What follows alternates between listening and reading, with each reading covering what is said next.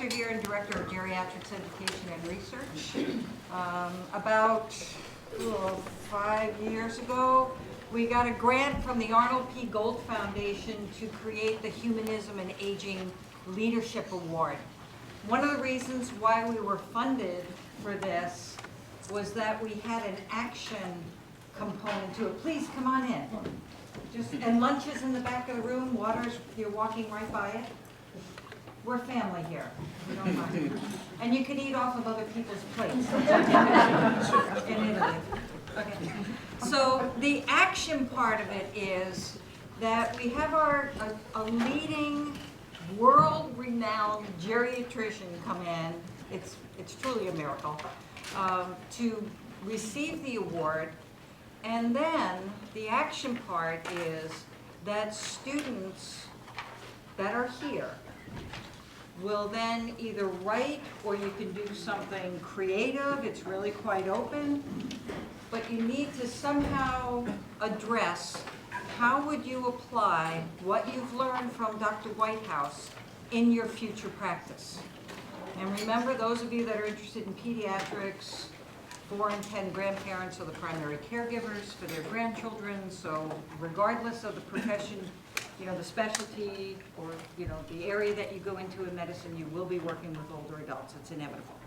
So, we then will collect all that information. This sheet here was handed out to all students. If you didn't get one, it's also posted on the website. Where, Dan? It's posted on the 2017 and 2018 Facebook page. Okay, so all the criteria is here. It's due April 3rd, Friday, midnight, and Dr. Whitehouse will actually be part of the process of picking first, second, third place, monetary awards, and we usually do an honorable mention, and you get a plaque.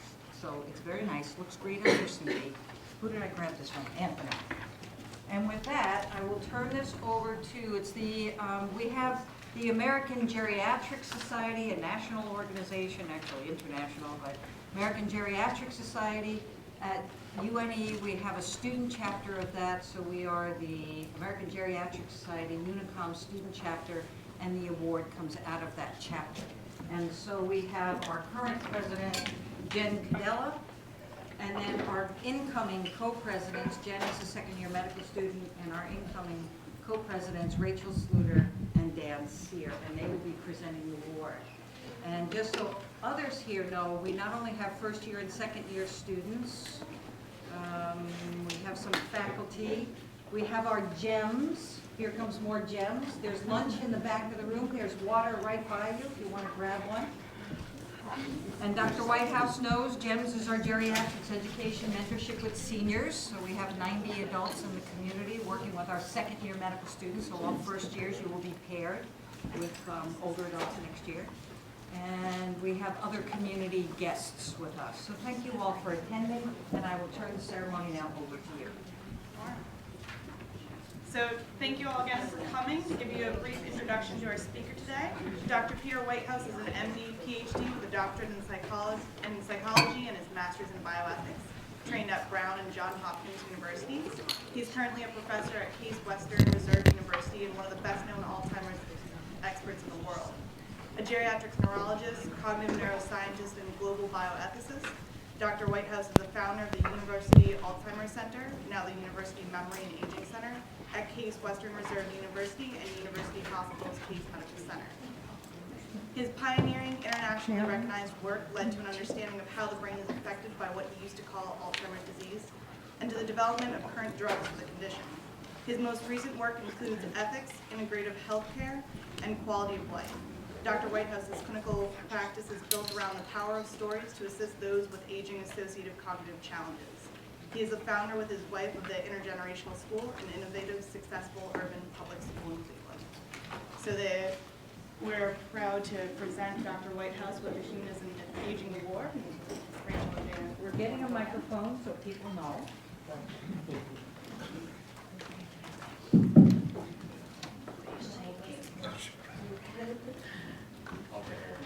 So on behalf of the College of Osteopathic Medicine, Department of Geriatric Medicine, we present the Humanism and Aging Leadership Award to Dr. Peter J. Whitehouse from Case Western Reserve University in appreciation of his transformational leadership and humanistic approach to the care of the whole person to promote optimal aging for older adults and their caregivers.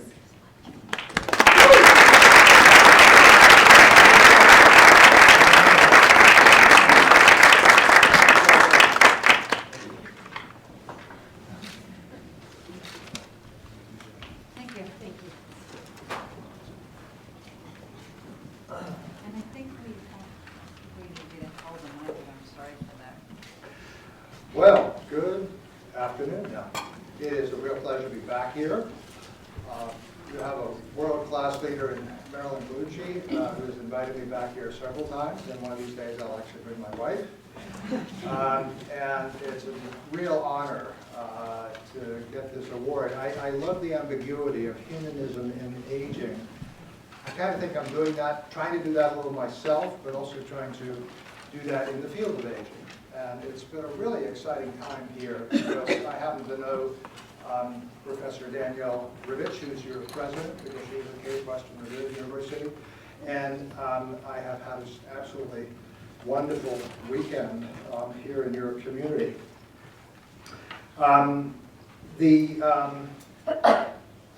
As Jen mentioned, I have an interest in narrative, so I figured I would start with a story. But I better check. Have any of you heard of the story of the lobster and the blueberry picker?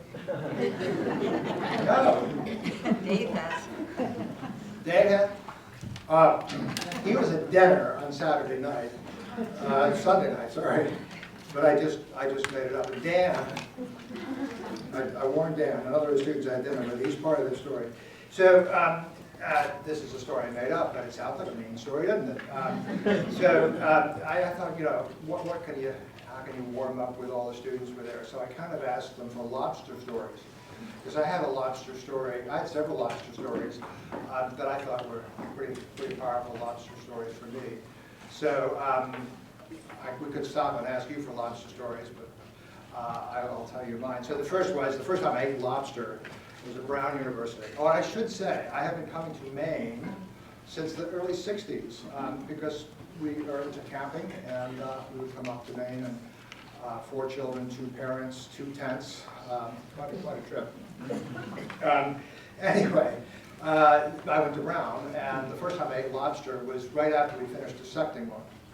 I don't think that's a terribly blend of science and gustatory behavior, but the big competition was how big a lobster have you ever seen? I mean, this sounds like, you know, they're not fish, but a fish story of sorts. So I actually, not actually the guy who said he'd heard the story didn't believe me, but I actually had the opportunity to visit with a 45-pound lobster. Not one that when I was scuba diving, fortunately. But that I guess, is anybody who's lived in Maine longer claimed to see a lobster bigger than 45 pounds? Okay. All right, now I didn't tell this lobster story, but I know how to fix lobster in a way that nobody here knows how to fix lobster. I'm a pretty competitive guy, aren't I? Okay, so this was a Chinese lobster, and this might even, I love lobster, and this might actually turn you a little aside from lobster. So we had lobster sushi, and this is probably about an 8-pound lobster, so it's probably still edible. Does anybody have lobster sushi? Okay, well, I figured that's good, because I'll bet you did not have lobster sushi served by the Chinese. So the meat was on the tail, and they served it so fresh that they stuck the head on the front of the plate, and the tentacles and the eyes were still looking around. I'm not sure that did much for my appetite. Okay. So anyway, those were the lobster stories we talked about. Then we got to the important story of the blueberry picker. So what was the question that we were posing? I'm not sure, but Dan, who's sitting right over there, told a very powerful story from his life. about how when he was, let me see if I get that right, 10 years old? Yeah. That he was a blueberry picker.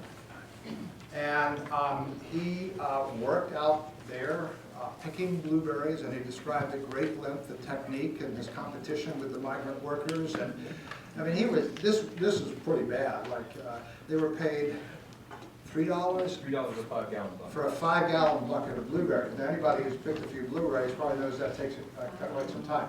And I'm sure the person who owned the blueberry farm couldn't have been a Mainer, because they were pretty obnoxious. Because if Dan had some leaves in the blueberry bucket, and the guy who was counting his blueberries found the leaves, he didn't pay for any of those blueberries. So Dan is an illustration of disruptive innovation before the Harvard professor discovered that phrase, kicked over the bucket and left and never picked a blueberry again. So my message for you young students is do be prepared to kick over a few blueberry buckets if you feel there's injustice in the world. Now, I am not going to use PowerPoint, which is a little unusual for me because I like images and I am a bit of a photographer. In fact, on Sunday morning, I got up before dawn to go to the Rachel Carson Wildlife Refuge, the one that's just about 10 miles south from here, to take photographs. So I'm not going to use PowerPoint. I'm going to try to make 3 powerful points. And they are dedicated to Rachel Carson because they are going to be focused on the C's around us. The power of context, the power of courage, and the power of communication. It's a joke. C's around us. You can be silent if you want and not spring at that one. All right, so what do I mean about all these words, context? By the way, before we're over, if I can remember, then there'll be a few more C's. So I'm going to make 3 points. I'm going to make an assertion, and you could pick one of these for your essay if you want, or you could talk about bad jokes I told, whatever you want to do. The first is the power of context. Dwight Eisenhower once said that sometimes the way to solve a problem was to enlarge it or make it bigger. Because if you made a problem bigger, you could see the boundaries, that's what he said, of where a problem begins and ends. Or from my perspective, you can see how a problem is embedded in the larger social fabric. So the expression that I use to illustrate this starts with my somewhat different ideas about the label Alzheimer's. And what I say is that Alzheimer's is far more important than just Alzheimer's.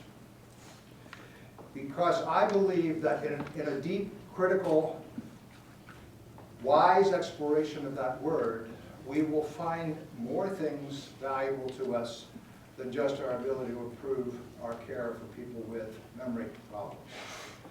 Now, I did write a book, as you heard, called The Myth of Alzheimer's. So for those of you that are involved in your families or wherever, in the care of people that have that label, I in no way wish to say that this is not a condition that exists in our society, older folks losing their memories, and that this can contribute to an enormous amount of family stress and concern and even suffering. But for the young doctors in the audience, I want them to think deeply about the fact that you will be given the authority and the expertise necessary to apply labels to people called diagnoses that have absolutely profound effects on their lives. And Alzheimer's is one of those labels that fits into that category. It is said that the baby boomers fear Alzheimer's more than death, more than cancer. I think we have to look at that in a deeper way. And let me say that I was just on Thursday in Geneva, Switzerland, at the first ministerial conference on dementia. And the word Alzheimer's disease wasn't mentioned much in that meeting, which is really interesting because one of the most common questions I get is what's the difference between dementia and Alzheimer's disease?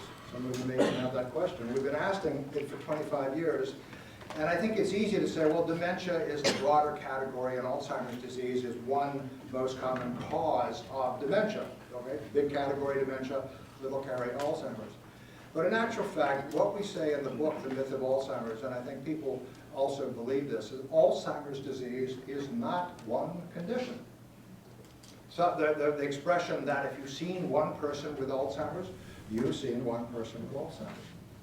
So Alzheimer's is the name of a man who in 1907 wrote a paper, and his boss, the psychiatrist Emil Kraepelin, decided that in his textbook in 1910 he'd make it a disease.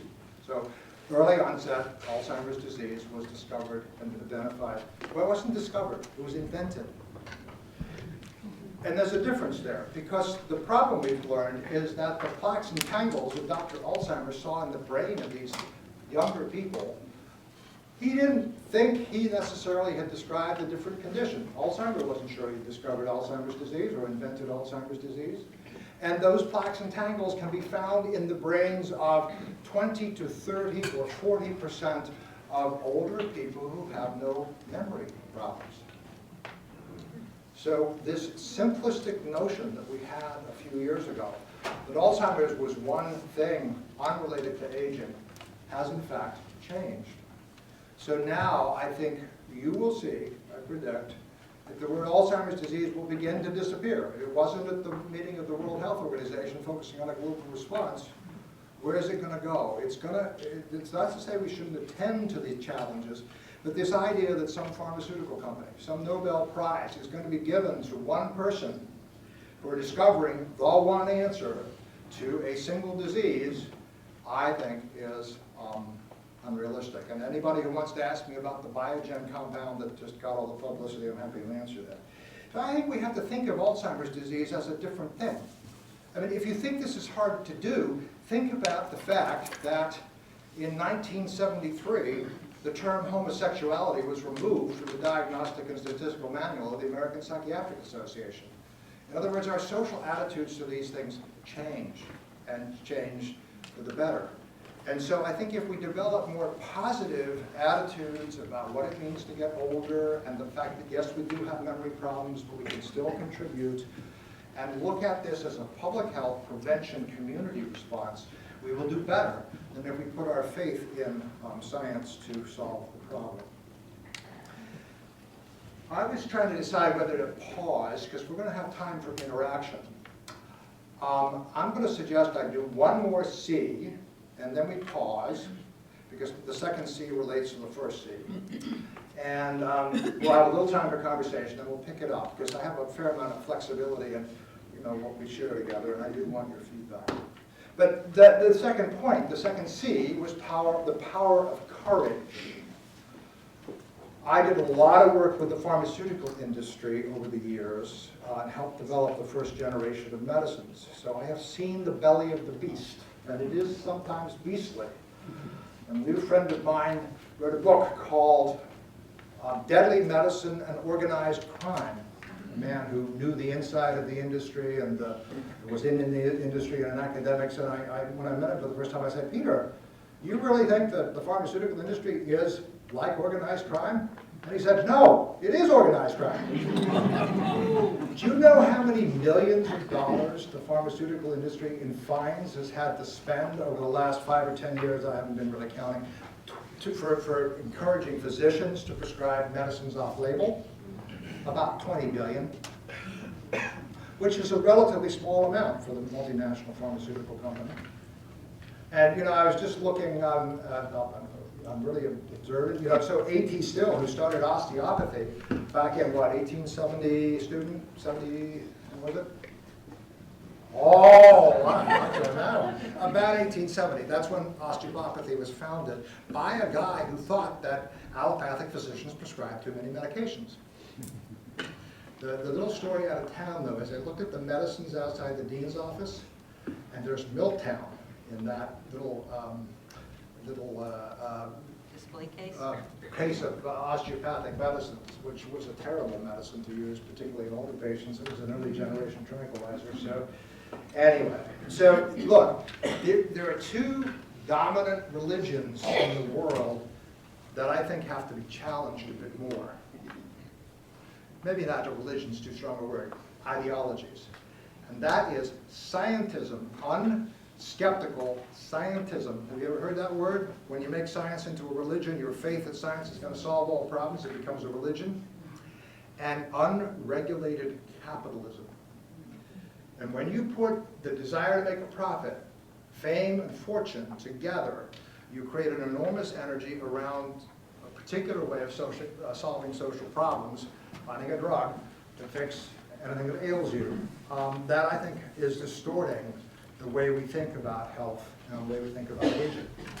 So embedded in this kicking over a few blueberry buckets, when you see people behaving in ways that are not contributing to the health of our communities, I think we need to do that. And so embedded in an exploration of the word Alzheimer's is an understanding of the power of language, of words and stories, and the power of certain influences in society that I think we have to stand up and challenge. I actually have read some of Piketty's book, the Frenchman who wrote Capitalism in the 21st Century. Have any of you heard that? It got lots of people bought the book, and if you're Amazon Prime, you can rent it for free. It basically says that built into capitalism is the income inequity that we are having in our world today. That you know it too. I mean, if you have more money, you get a higher interest rate, right? So, and if you have more money, you get to buy lawyers and buy lobbyists, and so this notion that underneath the story of Alzheimer's disease are some really fundamental questions we should ask ourselves about what kind of human beings we want to be and what kind of communities we want to create. So I have talked about the importance of looking at problems in context and the importance of, if you see some problems with the way we're doing things, to go in there and have some courage to make some changes. So, as promised, I'm going to pause and see if there are any questions. And I am going to privilege questions from people that aren't young medical students. But I'm going to be very careful about how I word it, so I'm not going to say I'm going to privilege comments from seniors. Yes, sir. I'm not a young medical student. I'm absolutely appalled by the number of advertisements on television for medications. And could you comment upon that, please? Yes. So the United States and New Zealand are the only two countries in the world that allow direct-to-consumer marketing. And I'm not totally up to date, but the pharmaceutical industry spends, let's say, $5 billion on that, because they're in prime time, right? They spend a fair amount of time on advertising to physicians as well. I don't know if they try with osteopaths, probably that's not a good strategy. Good for you. But look, they've decided that that's a way the poor busy doctor, if you walk in the office and say, I've heard about this latest and greatest drug, give me a prescription. It's an enormous amount of energy to convince the person that maybe that's not the best thing, so people write the prescription pad. So in a world in which patients are getting more power, you just go right to advertising with patients. What I think it says is that if we could ever get the organized crime syndicate to realize that they are incredibly powerful storytellers and turn their marketing departments away from selling pills to selling health, it would be great. But I think we should get rid of it.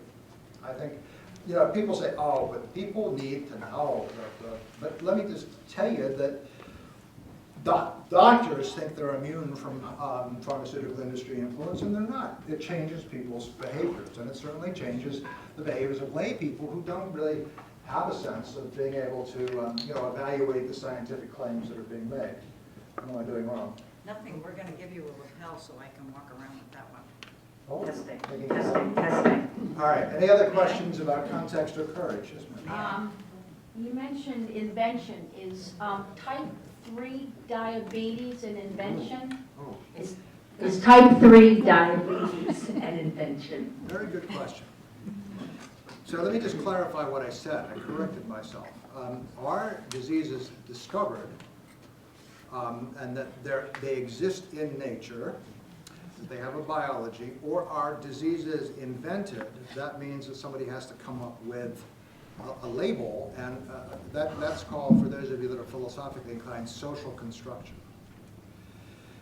So I guess we could ask a question about whether diabetes is socially constructed. I believe that means just sweet urine. Of course, diabetes 1 and 2 existed, and that's the more common late onset form and the younger onset form. Some people have claimed that some forms of Alzheimer's, now remember, I'm going to keep you thinking that Alzheimer's isn't a singular condition. Some forms of Alzheimer's disease might be diabetes type 3, because there are problems with insulation. That's multiple sclerosis, a different story. With insulin in the brain. And when Obama gave a little extra money to Alzheimer's disease, they actually have a trial on intranasal insulin. You can actually take insulin in your nasal passages. So absolutely it is. I think that's a little over the top. I'm not saying that in these complex things that we call Alzheimer's disease, there may be some dysregulation in insulin, but to say that Alzheimer's is type 3 diabetes is an exaggeration, because it's clearly not the whole answer to all Alzheimer's disease. It's an illustration of people who want to study sugar in diabetes getting research grants. I mean, do remember that when somebody says they're going to find a cure for something, and by the way, I think we have relatively few cures in general in medicine, that you don't know if that's going to end up with a cure. I mean, for example, the Alzheimer's Association at the moment is claiming that if we put enough money into research, we'll find a cure by 2025. That's only 10 years away. Do you know how far down that development pathway we'd have to be at this point in order for that to happen? So that's irresponsible. But when you hear people make that kind of claim, the one thing you can be sure is the people who get grants, the pharmaceutical industries who create expectation, who say, do you know what the latest figure from Tufts is about how much it takes to develop a medication? $2.3 billion.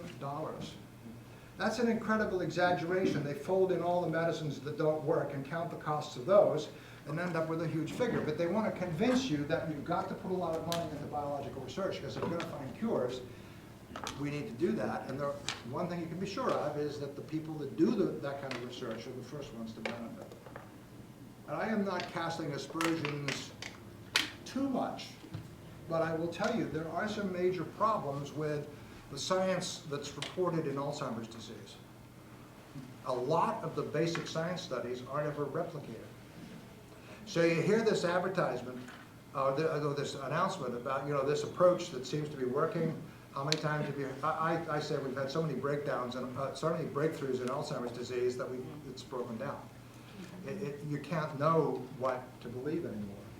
And those of us that are scientists know that from the inside there's such a push to publish, there's such a push to get publicity for your university, that in actual fact we take ideas into the public space that aren't ready for prime time. They may never be replicated in a separate independent laboratory.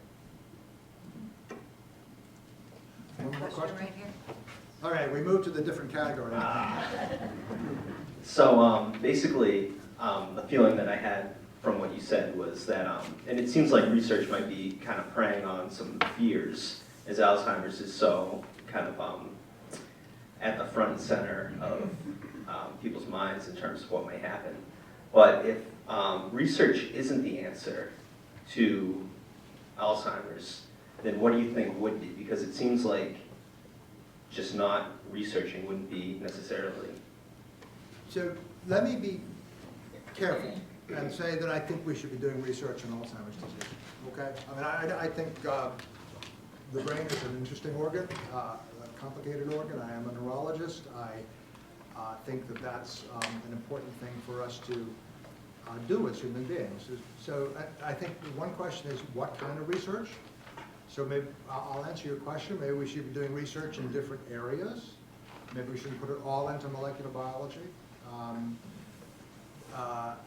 And so it's a matter of balance.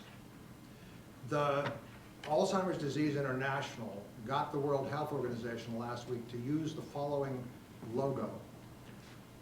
Care today, cure tomorrow. I said, I have a little photograph that they took of me. Care today, care tomorrow, cure, good luck, prevention, yes. So, I mean, the whole idea that we can actually develop a cure. Forgive me for a minute. Let me just say that I personally believe that a lot of Alzheimer's is aging. I think if you look at, when they say it's not normal aging, if you look at the centenarians and supercentenarians, anybody know what a supercentenarian is? Not one with an outfit with a capital S in it. Something of 110. 110. The blueberry guy gets it. It must be all those blueberries. Yes. You know, they're high in antioxidants. Yeah, and you know, the most rapidly growing part of our population are people over the age of 85. And, you know, it keeps going on. So those of you that are, you know, getting up there over 60, 70, I mean, your life expectancy, if you get to that point, is still quite high. You've got a lot of productive years ahead of you on average. But if nobody has done the experiment yet, that if all human beings live to 110, how many of them have memory problems? Actually, let's do this. Okay, so medical students, how many of you think your memory isn't as good as it used to be? Actually, these guys are over the hill. I mean, they compete with younger people on video games. It's all about speed of processing. All right, those of you that aren't University of New England medical students, that's the rest of the audience, how many of you think your memory is not as good as it used to be? It isn't, objectively speaking. And we can't tell those of you that put your hand up what the rate at which your memory is going to change. Some of you will just keep complaining about it and do pretty well. Unfortunately, some of you are going to have some, you know, memory problems that significantly affect your lives. But so the point is that I am having a memory problem. All right, are we ready to go on to the next C? Do I answer your question? Yeah. Okay. The next C and the rest of the talk is answering your question. What else should we do? And I think, can you hear Dr. Whitehouse in the back? No. Not as well as we did Yeah, before. the handheld's gonna I don't know work. what's going on with the mic. Turn the volume up. Hello. Let's try a new mic. Let's try a new mic. I apologize. Now, you up in the back, though, couldn't hear. Come down front. No, you should. Thank you for telling us. Thank you for telling us now. Is that still? By the way, I have some age-related hearing loss, so men tend to have that problem. So I apologize. Can we get it? Is that any better? No. You don't want me to become any more animated, do you? If he keeps his chin to his chest, it works. There you go. How about this? Okay? Is that easier than this? Well, look, you take that one. I take this one. All right. So let's go on to the power of communication. I think I've already said this. There is a form of medicine which is supposed to be personalized medicine, which is to mean that I know about your genes and I can tailor-make a drug for you. I think they stole the word personalized from the people that believe that the way to personalize healthcare is to spend the time listening to people's stories and understand from whence they came. So there is a field called narrative medicine or narrative health. My heroes in that field are Oliver Sacks, the neurologist who wrote The Man Who Mistook His Wife for a Hat, and other things. So I think reframing what an osteopathic physician or a nurse or a social worker does with people around co-creating a narrative is important. I say that I never give the same diagnosis twice. It means that if I say to you, let's use that Alzheimer's word, you have Alzheimer's, and I say that to let's pick on some of the younger person. You have Alzheimer's. Thank you. I don't know what you know about Alzheimer's. I don't know whether you cared for your mother. I don't know whether you have concerns about your memory already. I don't know if you read the latest journal. I don't know if you read the latest whatever.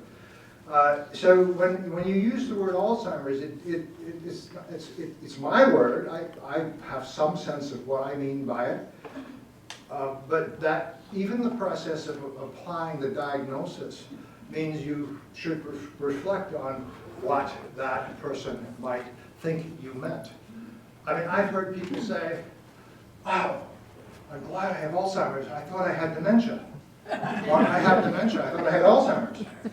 Or how many of you have heard of mild cognitive impairment? It's another label that can mean one of two things. Oh, the doctor thought I had mild cognitive impairment. Thank the Lord, I don't have Alzheimer's. Or somebody who goes on the website and says, wait a minute, every year about 10 or 15% of people with mild cognitive impairment progress on towards dementia or Alzheimer's. So the doctor's telling me I have Alzheimer's. So that's a good word. It means you do have it or you don't have it. And that depends on the doctor that's using it. So I'm back to point number one again, all right.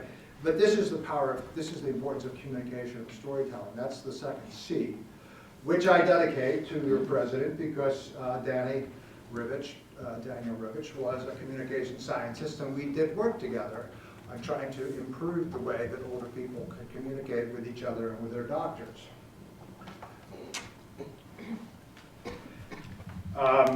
Let's see. So I'm going to stop here. I'm going to actually pause because those are the three. Let me summarize what I've done so far. Try to do. One is to just use this ploy of the C's to talk about always looking at a problem in the broader context, and Alzheimer's disease is prime for that. Of having the courage to speak truth to power, particularly power that has a lot of money. And that's true in medicine. And the importance, and I think you see how these things connect, the importance of telling stories and communicating effectively.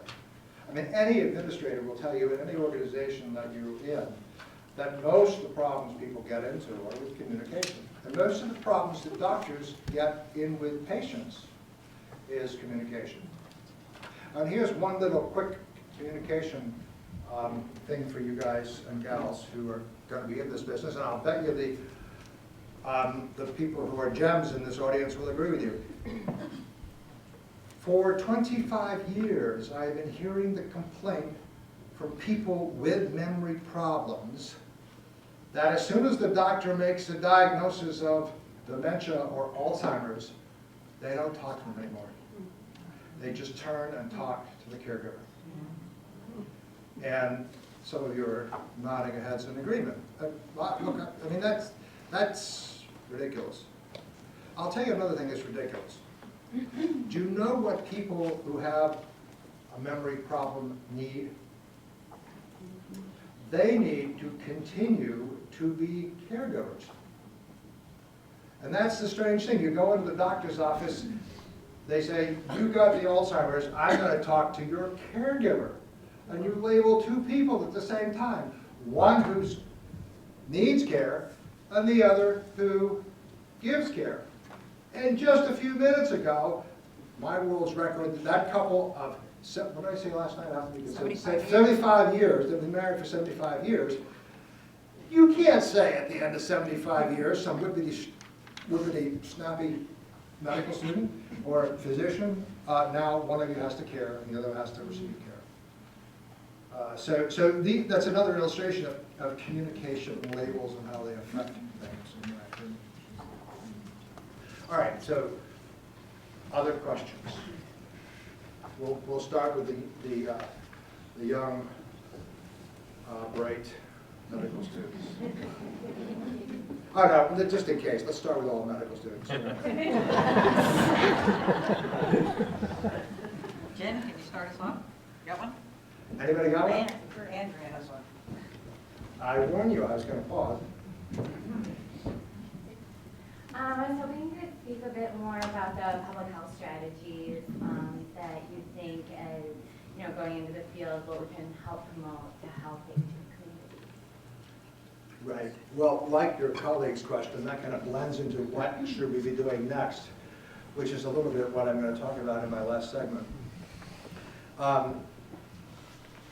We are now, I used the word prevention earlier, and that is, of course, one of the characteristics that osteopaths have, besides being careful with medication, which is to focus on the long term and to focus on prevention.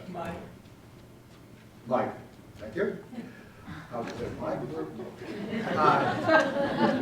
So, what should we do to keep our brains as healthy as possible? So the first answer is an osteopathic answer, right? Keep your whole body healthy. These people that do organ-specific health, heart health, brain health, prostate health, whatever kind of health. I mean, look, the thing about public health initiatives is nobody owns them, the intellectual property. And there are things we could be doing in society to keep people healthier, to keep their whole bodies healthier, and therefore keep their brain and other things healthier. What does that mean? I think the most important thing is to keep active, is to keep moving.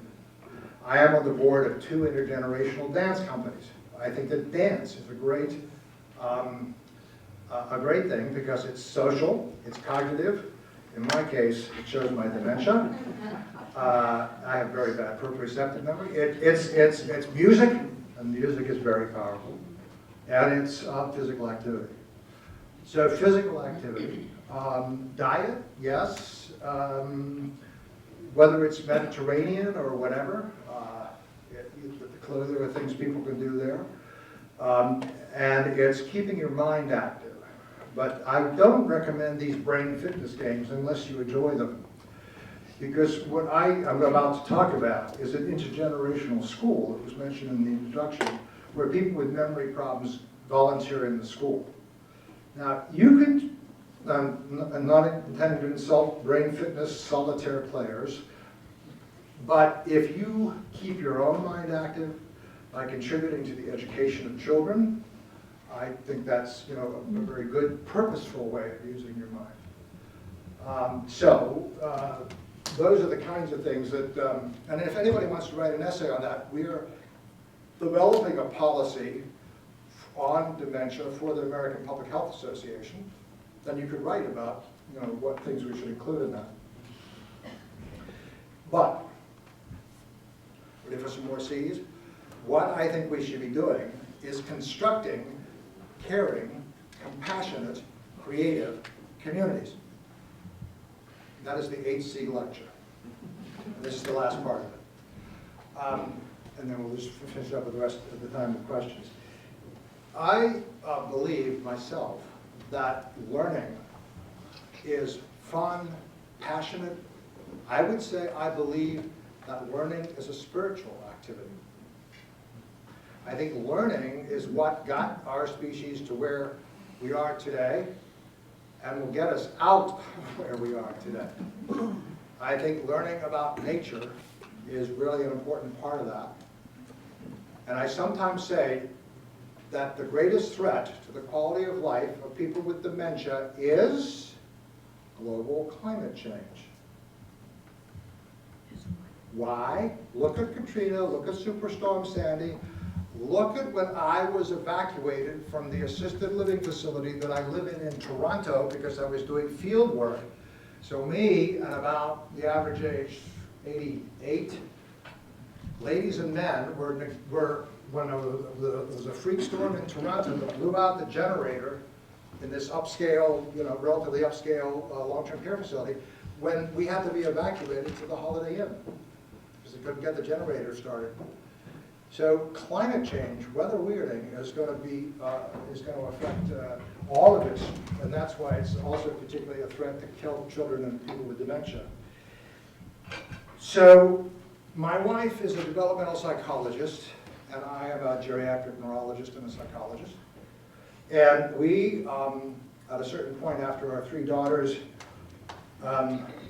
pretty much flew the coop, decided that she had been evaluating kids with school problems, and I had been evaluating elders with memory problems. And she was saying, if I could start a school, I could do more than just a practicing psychologist. And I said, I'm at about the time where I think we need to create opportunities for older adults other than keeping the pharmaceutical industry afloat. And so we created a school where older people and younger people go to school together. It's an elementary charter school, and the adults are medical students, nursing students, but also elders, including some of my patients with dementia. About 3 years ago, we were giving our annual, we're not really competitive, we like to recognize everybody, but annual Volunteer of the Year award. And the lady that was waiting to get it they were saying something about her and the fact that the kids loved her, and she came there regularly, and she formed all these relationships with kids, and she read kids' books to them, and she told stories from her own life. And she turned to her daughter and said, why am I getting this award? And had to be reminded that she came there every week as a volunteer, because her short-term memory problem was such that she couldn't remember that. And that is a good story to tell about how clearly as things progress, things change. She came to the school, our kids then go to long-term care facilities, all the classes. So, and all of our older adults don't have severe memory problems, but some of them do. So this is a project that embraces both generations, or many generations. And I will, I think, end, the more I can say about the school if you have questions, and say that I'm actually headed to the American Society of Aging this afternoon in Chicago. And I will be presenting 2 films from our school that won an award that the EPA, unfortunately, the Environmental Protection Agency, isn't giving anymore. But it's the Rachel Carson Intergenerational Multimedia Sense of Wonder competition. So we submitted twice. We were the winners, overall winners 1 year. And that one was a project about where our kids went to the Nature Center, in which, by the way, on the boardwalks and everywhere else in Cleveland and Shaker Heights, Ohio, there are an awful lot of Rachel Carson quotes. So that was pretty good. We won the Rachel Carson Prize.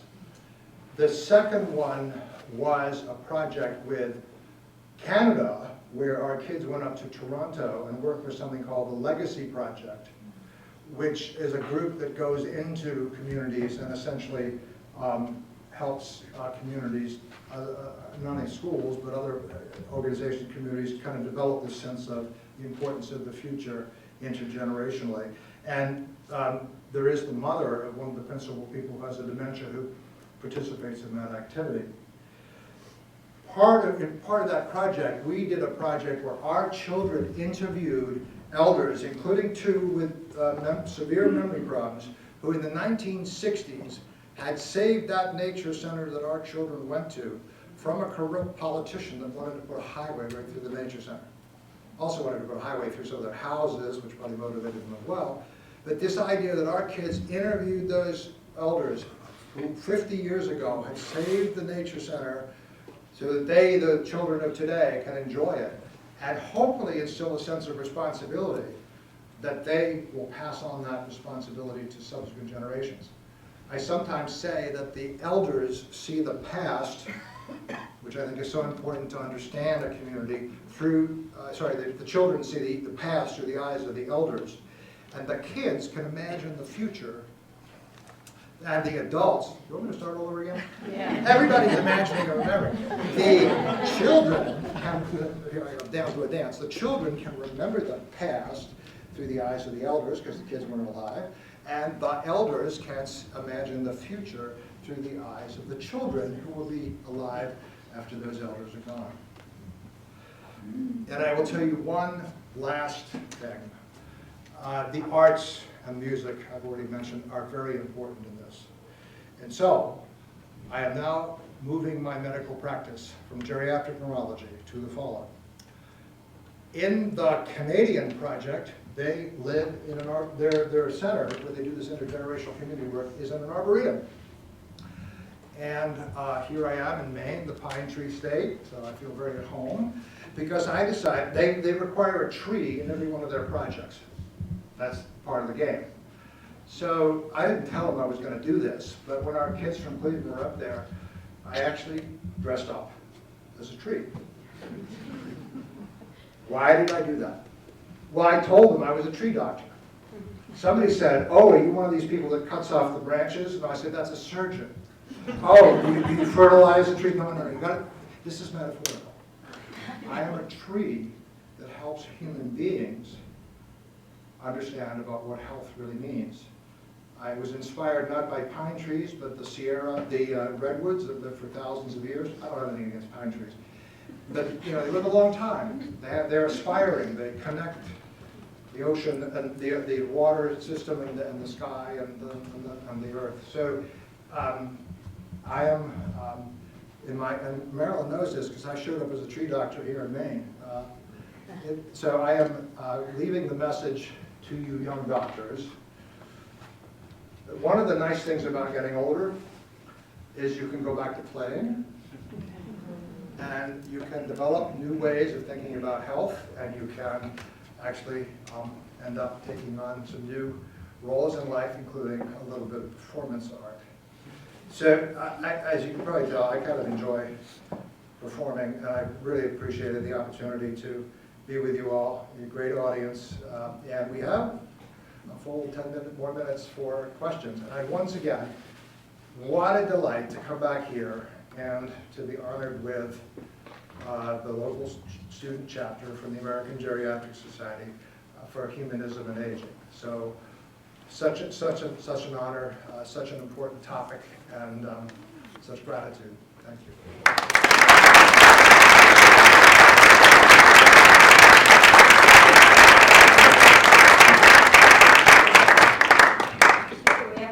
Right here. Thanks, Dr. Whitehouse. So in talking about labels a little bit, a lot of times we apply a label to something in order to be able to talk about it, so everybody's kind of on the same page and knows, okay, you're talking about Alzheimer's, so you have something sort of specific to focus on. And I feel like in terms of Alzheimer's, the label obscures the truth in a way. There can also be labels we apply, like narrative medicine.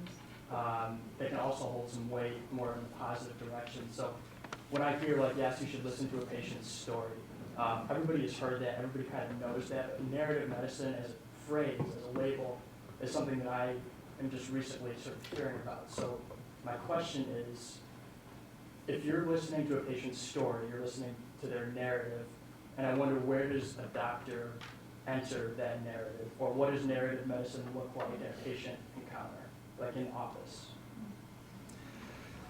Yeah. For a second there, Dave, right? Yeah. Yeah. I thought you were going to play that skeptical role again, because he was the one that didn't believe me that it was 45 pounds. Of course, I don't know. They told me that Lobster. But anyway, I think you're right by your preface that words can be powerful in both directions. We need words. I mean, you can exist in the world without words, but they're very, very powerful, particularly when they're put into stories. We are taught in allopathic schools, and I'm sure in osteopathic schools, even in today's technology, that the most important thing to do is to take a history. The physical exam, important. Take a history. Isn't that interesting? That it means you listen to somebody, and the average allopath listens to a person about 14 seconds before they interrupt. You don't take somebody's history. You got to be really careful about just your job is to listen and to kind of figure out what you do with that. But that history is that person's responsibility. So this idea that we should be listening more, because the process of listening not only helps diagnosis, but it also helps the treatment, because you learn from the way that somebody tells about their symptoms. And they may say, I've got my, every other week my little finger turns rainbow colors. and you think, well, that's not relevant, you completely ignore that. So doctors have a tendency to take a history and put it into the categories that they're concerned about, not necessarily what the patients are concerned about. And that's the worst thing you can do, because you presume that what's important is what you take away from that to help you with your job, not necessarily what the language or the concerns are of the person who came to you in the first place.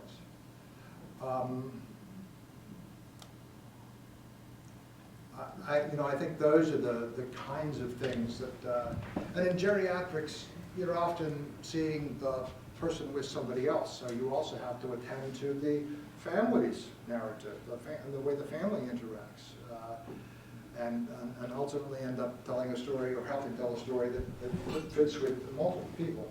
It's really quite complicated. On the other hand, it's really a lot of fun. And I say that because it can be, you're dealing with really difficult situations at times.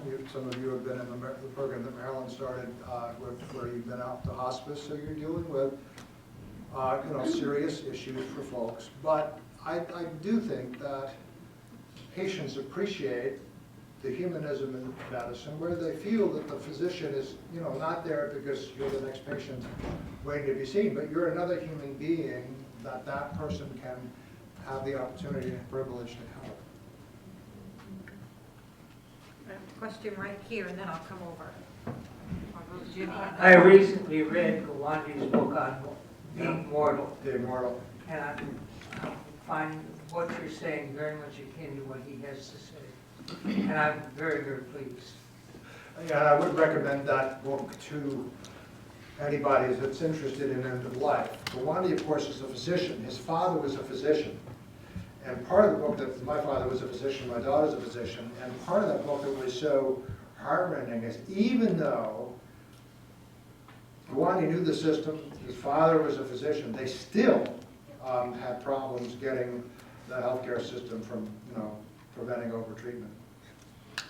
When you mentioned the older and younger people together, back when I was a kid, my father was going to build a nursing home down the street from a school. I was going to be the dietitian, he was going to be the administrator, and his sister was going to be the nurse. He died before we did that.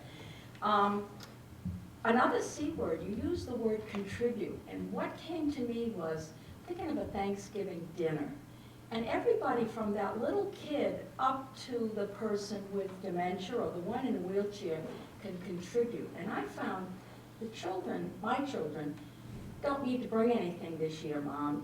They aren't using the abilities that I have and validating me. We need to validate from the little one all the way to the 110-year-old. Right on. I mean, I will say that I just mentioned my father was a pediatrician. My middle daughter's a nurse. Well, each one of our kids, one is an educator, one is a nurse, and one's a pediatrician at one time, played some role in starting our school. So I tend to think of our school as a kind of family affair in many ways. Yeah, contribute, right. I mean, and it can be well-meaning because the kids think that you're, it's easier for you not to bring anything. But, this is your chance to bring something that they can't fix, to teach them how to fix it. I mean, I think food in some cultures is a really important part of the intergenerational exchange, because we have certainly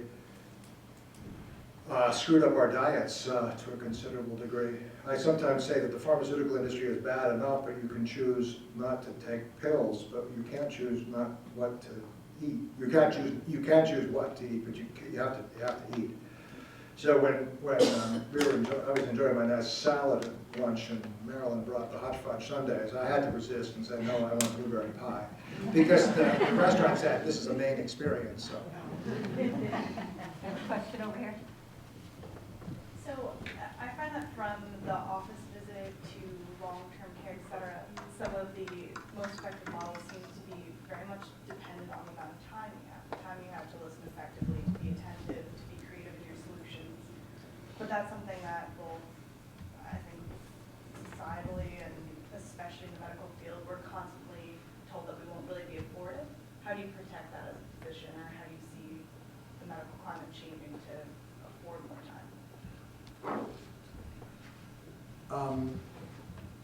So I think time is really important. I say the great physician is one that spends 10 minutes with a patient and the patient thinks they had 20. And a terrible physician is one that spends 20 minutes with a patient and they think they have 5.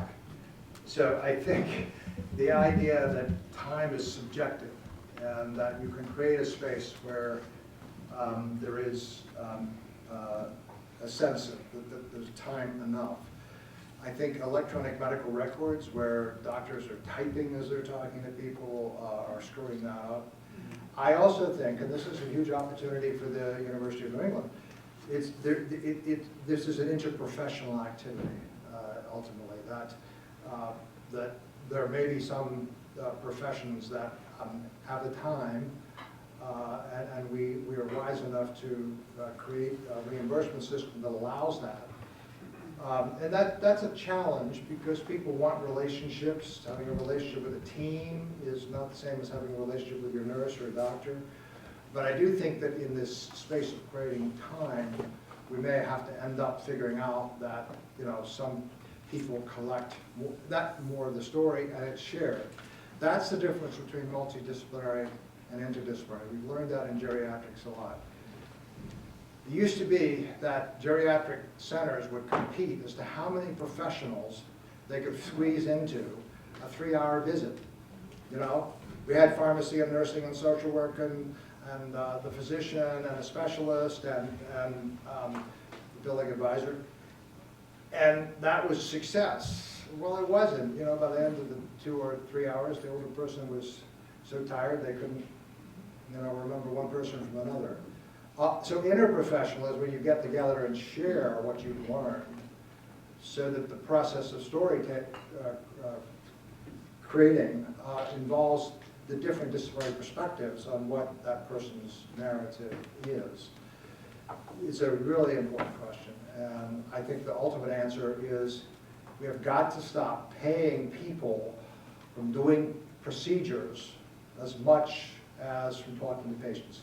That is what's wrong with allopathic medicine anyway, and you guys are going to exist in that world, that you get a whole lot more money by sticking a tube up somebody's wherever than you do from spending the time talking to them. And by the way, if you spend the time talking to them, you might decide that you don't need to do that procedure. If I can add an addendum to that, oftentimes students that are out in their 3rd and 4th years and they're getting ready for their residency, they have to write a personal statement, and they, oftentimes students will send me their personal statement, take a look at it, and one of the things I always try to do is to connect them to the mission and vision of the institution that they're interested in being a part of. And then to determine, does that mission, does that vision really resonate with who you are? And if it doesn't, then that's not the place where you should go for your residency. And if the mission is written as such that it is person-oriented, team-oriented, which many of them are now, then at least you have some fuel for when you get to that site to create change if they're not living up to their mission. Well said. Other questions? We have time for 1 or 2 more. We in the back? Yeah? Yes? Upcoming. So why don't we have these 2, shall we, Ron? Because we're actually a little bit over our... We're good. If we have to 1:15 for the Oh, I'm looking, yeah. That one's, we're fine. Sir? Have you noticed any methods that people are using now to actually have time with the patient that you think would be sustainable? So the question is, do you think if we allocated more time to... Are there any methods already in place Oh. that are creating those connections with patients that would be sustainable? How's that? Yeah. Well, there are some reimbursement models that are easier than others. So in geriatrics, we can bill for visits that are hospital-based and create more time for that. I would, during my entire career, always have an hour for a new patient. And I would also have often a social worker and a nurse going in and helping to create this interprofessional team. But you know, the Affordable Health Care Act is changing things. I hope for the better. But the most important thing is I think, to have the courage to collect the evidence that giving people more time to talk to patients is ultimately more valuable than getting quickly to the procedure. There's a program I'll recommend to you called Choosing Wisely. Has anybody heard of that? Consumer Reports and the American boards did it. And I was featured around getting MRI scans for headaches. That is an incredible waste. That is incredible if it's an X-ray, exposure to radiation. And if you are willing to spend the time talking to somebody about the headache, you can make them feel like they were listened to, you can give them the reassurance they need, and you don't need to do an MRI scan, even though in our modern technological age, many people will feel that they haven't been adequately cared for unless they get some kind of brain X-ray. And I would say they have not been adequately cared for unless somebody makes the decision with enough time talking to them that they don't need the X-ray. We have one question down here. Wait. Who had the question? Right. Well, I can really project. I think I'm all right.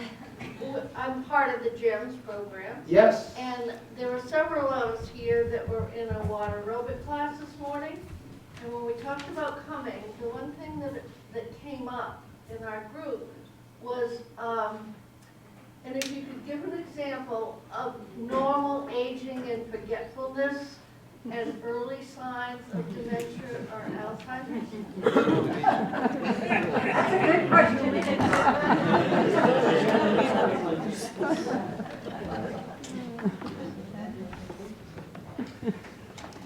Any concern about memory should be taken seriously by the physician. So you hear all the time, oh, you don't worry, you're just getting older. I think that doesn't reassure people adequately. So the fact that you have not you personally, that's what I suspect some people in the group do, that you have a concern, that needs to be addressed.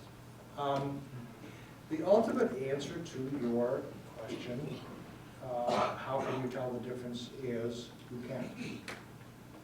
You really cannot. It's another illustration of time. In this case, it's time over a period of time that where things unfold. But the one thing we've learned about people that end up, the difference between mild cognitive impairment or just complaining about your memory and dementia is function. We say that somebody has a dementia when they can no longer function in the world adequately. How many of you have had trouble functioning in relationship with your computers? So it depends. Like, we had to use a different scale for men. Men do not know how to function in the world particularly well when it comes to what we call activities of daily living.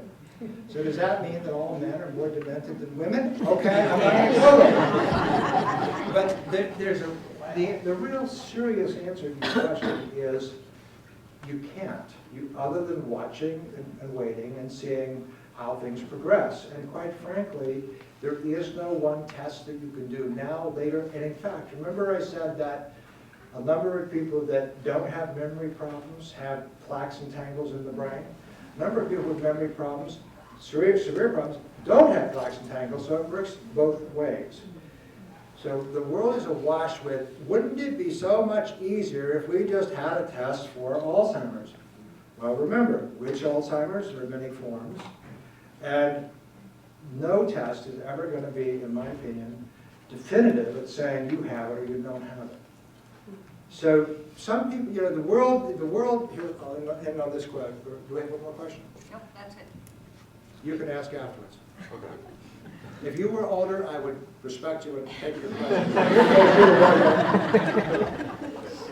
The world is not full of people who have, divided into two groups. Those that have Alzheimer's, who are going to get it, and those who don't have it. We are all at risk for age-related memory problems. We all have to pay attention to our health. And that then makes this goes back to point number one, rethinking what that word means. This makes it an issue of solidarity. In your water group, some of you will develop more serious memory problems than others, and some of you will develop more arthritis. No, you're doing water, that's good. But the point is that this is an issue that brings us together, not that should separate us into groups that have a disease or don't have a disease. Makes sense? I wish I could. Life, you know, life is not sometimes simple, it's black and white. There are shades of gray. Oh. I'm sorry, I missed you. Do we want to take this question? One last one? Okay. All right. Okay. Everybody okay? You doing all right? You better make this good, young Yeah. man. Pressure's on. So this is going back to kind of what you were saying before about demonstrating the benefits of having a longer period of time with your patient to collect a history from them. How would you take the measurement basically so that you could demonstrate that benefit and then contribute to a change in the culture of medicine to then make that a standard that's going to be fought for and kind of emphasized, yeah. That was a good question. Yeah, it's a good question. And let me just say one thing. I think one of the things that's interesting about osteopathy is the OMT, the idea that you, some of you will, not all of you, will have that aspect of touch to your process. I think it's not just telling a story, it's not just taking a history. I mean, I think any amount of contact, literally physically or otherwise, that you have with patients can be valuable at whatever process you're doing to help people.